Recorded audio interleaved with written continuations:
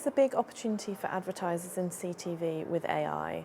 We've heard a lot today about the advances in understanding the executional elements of campaigns and data around that, but there's a huge opportunity in better understanding the creative elements of campaigns.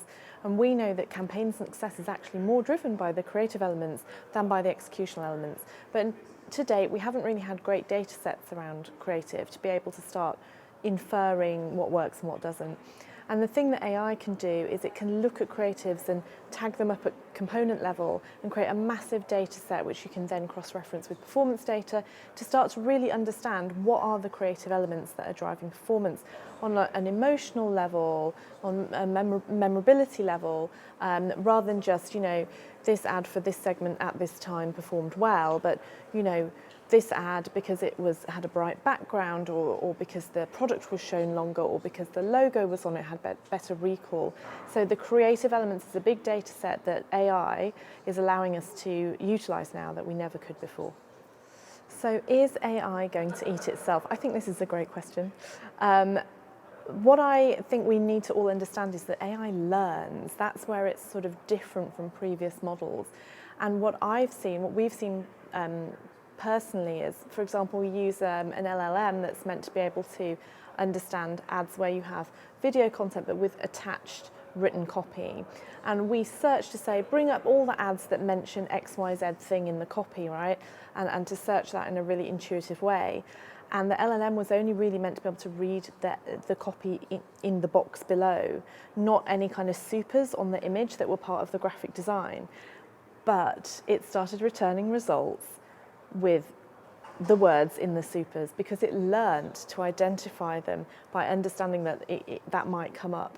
So, artificial intelligence does have an absolutely creative potential and will not be limited by itself. Yeah, so what's going to happen in the next few months in terms of a sort of so-called AI winter?